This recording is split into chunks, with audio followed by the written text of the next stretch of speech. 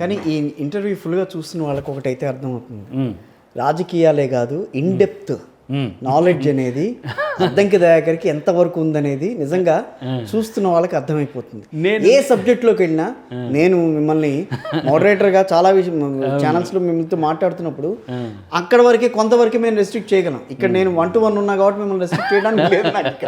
But in డెప్త్గా వెళ్తుంది, చాలా విషయాల్లో చాలా చక్కగా చెప్పారు. అంటే నేను డిపార్ట్మెంటల్స్లో కూడా కొన్ని వస్తారు నా దగ్గరికి, సార్ ఇట్లా చేస్తే మంచిది, ఇది సీఎం గారికి చెప్పండి, ఇట్లా చేస్తే మంచిది, ఇది ఆ మంత్రి గారికి చెప్పండి. ఇప్పుడు వాళ్ళంతా మంత్రులంతా నాకు దగ్గర వాళ్ళు ఉండడము, సీఎం దయాకర్ని వదులుకోవటం అనేది, అంటే వదులుకోవడం అంటే ఇన్ ది సెన్స్ ఒక ఉన్నత పదవిలో లేకపోవడం అనేది కొంతమంది చాలా మంది వాళ్ళే అంటారు మిస్ యూ దయాకర్. ఇంకొక విషయం, ఆంధ్రప్రదేశ్ రాజకీయాలు చూస్తే ఏమనిపిస్తుంది, ఆయన ఇప్పుడు చంద్రబాబు నాయుడు గారు ఏపీలో మళ్ళీ తెలంగాణలో వచ్చి సరే అది ఎన్డీఏ ప్రభుత్వం, కానీ అది ఎన్డీఏ ఎందుకు కాంగ్రెస్ పార్టీతో లేదా 2019లో ఉన్నది. కానీ ఇప్పుడు అది ఎన్డీఏ ప్రభుత్వం న్యాచురల్గా చెప్పాలి, కూటమి ప్రభుత్వం. కానీ నేను తెలుగు ప్రభుత్వంగా చూస్తా, మన తెలుగు రాష్ట్రంగా చూస్తా. ఓకే, అది ఎప్పుడు అభివృద్ధి కావాలని కోరుకునే వాళ్ళలో ఒక 1,00,000 మంది ఉంటే 1,00,000 మంది రాజకీయాలు అడుగుతున్నా, అభివృద్ధి అడగట్లే నేను. అభివృద్ధిని దాని గురించి కొన్ని మాట్లాడారు, అక్కడ రాజకీయాలు మాట్లాడుతున్నారు. అక్కడ రాజకీయాల్లో తెలుగు వాళ్లకు మేలు చేసే నాయకుడు చంద్రబాబు అయితే చిరకాలం ఉండిపోతాడు. ఒక హిస్టారికల్ జంక్చర్లో ఆంధ్ర ఉంది, తను క్యాపిటల్ లేకుండా, అంటే తలకాయకు పుండ్లై తలనొప్పి లేస్తున్న క్రమంలో వస్తున్న లీడర్లు చంద్రబాబు గారైనా జగన్ గారైనా ఇంకా ఆంధ్ర శిరోభారాన్ని తీర్చలే. రేపు గనక అమరావతి పేరు మీద కానీ లేకపోతే వైజాగ్ను నువ్వు నేను డెవలప్ చేసేది ఏం లేదు బాస్, అది గ్లోబల్ సిటీ, అది ఇంటర్నేషనల్ సిటీ. మీరేమి కొత్తగా దానికి సొబగులద్ది దాన్ని క్యాపిటల్ చేయాలి, వరల్డ్ డెస్టినేషన్ అది. సో కోర్స్ కర్నూలు చేయవచ్చు, అది పెద్ద సమస్య కదా. అమరావతి బేస్ కన్నా మీరు అనుకుంటున్న దాన్ని కనుక ప్రజలకు ఆర్థిక శక్తి సన్నగిల్లుతున్నది. ఈ రాజకీయ నాయకత్వం అంతా వాళ్ళని ఎంపవర్ చేయండి. ప్రభుత్వం మీరు కావచ్చు, ప్రతిపక్షం జగన్ కావచ్చు, ఒకరోజు ప్రభుత్వం జగన్ కావచ్చు, ప్రతిపక్షం మీరు కావచ్చు. మీ కొట్లాటల వల్ల వాళ్ళకి నష్టం జరగద్దు.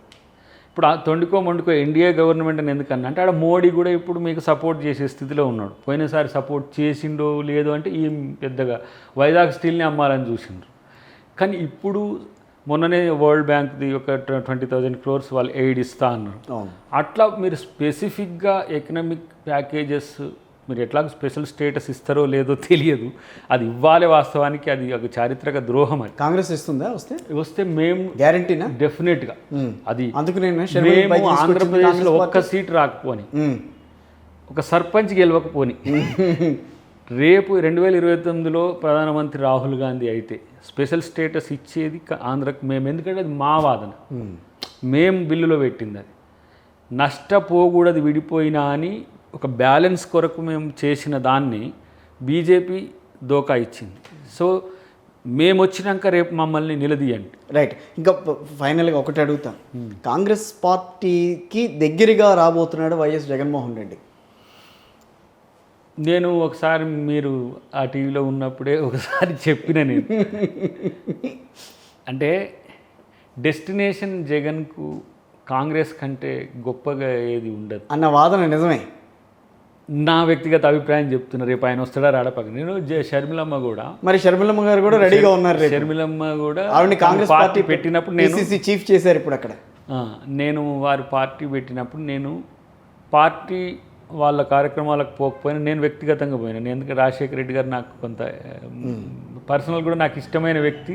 ఓకే, అఫ్ కోర్స్ ఆయన బతుకుంటే 2009 ఎన్నికల్లో మా సర్వీసెస్ తీసుకున్నాడు తను. సో వ్యక్తిగతంగా కూడా నేను రాజన్న బిడ్డగా షర్మిలమ్మను ఒక మహిళలు రాజకీయాల్లో రాణించడం అంటే అదొక నాకు మంచి ఒక శుభశకునం లెక్క అనిపిస్తుంది. నేను చెప్పకుండా కూడా పోయినా, పార్టీకి చెప్పకుండా కూడా పోయినా. చెప్పినప్పుడు అప్పుడు కూడా చెప్పిన, కాంగ్రెస్ పార్టీ అనేది ఎక్కువ మీకు వెసులుబాటు ఉండే పార్టీ. ఎందుకంటే అది మీ పార్టీ లాగా ఉంటుంది. డాడీ అని కాదు, స్వాతంత్రం ఎక్కువ. సీన్ కట్ చేస్తే ఒక 1 yearకు తను మా పిసిసి ప్రెసిడెంట్ అయింది అక్కడ. నేను అప్పుడు చెప్పిన, అది పిల్ల కాంగ్రెస్, తల్లి కాంగ్రెస్. ఎప్పుడైనా పిల్ల కాంగ్రెస్ వచ్చి తల్లి కాంగ్రెస్లో కలవాల్సిన పరిస్థితి వస్తుందేమో అన్న. అవును, ఇప్పుడు ఏవో వార్తలు ఏవో వస్తున్నాయి కానీ నిజమేనా దాంట్లో? మోడీ జగన్ను ప్రేమించడు. ఉమ్, అధికారం ఉన్నది కాబట్టి అవకాశం కోసం ఆయన, అవసరం కోసం ఈయన ఉమ్. నటించిన రాజకీయ సినిమా అది. ఇది చాలా కీలకం కాబోతాయి, అది మాత్రం గుర్తుంచుకోండి. అద్దంకి దయాకర్ మాట్లాడిన మాటలు చాలా కీలకం కాబోతాయి. నిజమేనా కాదు? ఎందుకంటే రేపు దేశం మొత్తం కాంగ్రెస్ వైపు వచ్చే రోజులు. మరి ఈ టర్మ్స్ అండ్ కండిషన్స్ ఎట్లా ఉంటాయి, రాహుల్ గాంధీ గారు ఎట్లా రిసీవ్ చేసుకుంటారు, అప్పుడు కొంచెం హ్యార్ష్గా బిహేవ్ చేసిండు మనోడు జగన్ కూడా ఆన్ దట్ టైం, తనను సీఎం చేయనప్పుడు. ఆఫ్ కోర్స్ తను సీఎం అయ్యిండు, ఇప్పుడు స్టేచర్ పెంచుకున్నాడు. రాజకీయ పరిస్థితులు ఎప్పుడు కూడా ఒకలా ఉండవు. అవును. నితీష్ కుమార్ మా వైపు వచ్చి ప్రధానమంత్రి కావాలనుకున్నాడు, అటుపోయి ఇప్పుడు ముఖ్యమంత్రి అయ్యాడు. చంద్రబాబు గారు ఇటు వచ్చి నష్టపోయింది అనుకున్నాడు, అటుపోయి ముఖ్యమంత్రి అయిండు. ఆడ కూడా వెనకటికి చిన్న చక్రం తిప్పిండో కానీ ఇప్పుడు పెద్ద చక్రమే చెప్పి కాడికి వచ్చింది అక్కడ.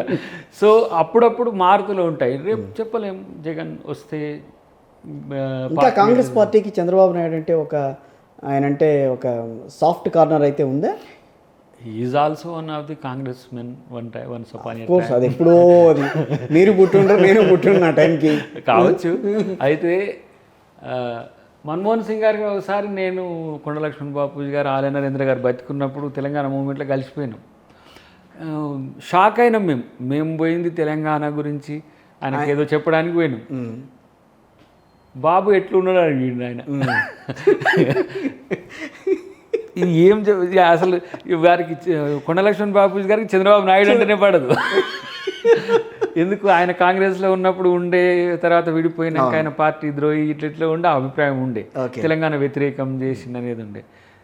ఇక ఆయన చెప్పి కూడా నరేంద్ర గారు చెప్పిండు బాగున్నాడు, ఆయన అప్పుడు బీజేపీ ఉండే. అంటే కాంగ్రెస్ దాంట్లో బాబు గారి గురించి అభిప్రాయం ఉంటుంది. రాహుల్ గాంధీ గారు కూడా ఒక పాజిటివ్ కార్నర్ ఉంటుంది, అంతే తప్పితే ఇప్పుడు మా రాజకీయ ప్రత్యర్థి పాజిటివ్ ఏముంది లేండి, 2019లో దగ్గర తీసుకుంది ఆయనే కదా.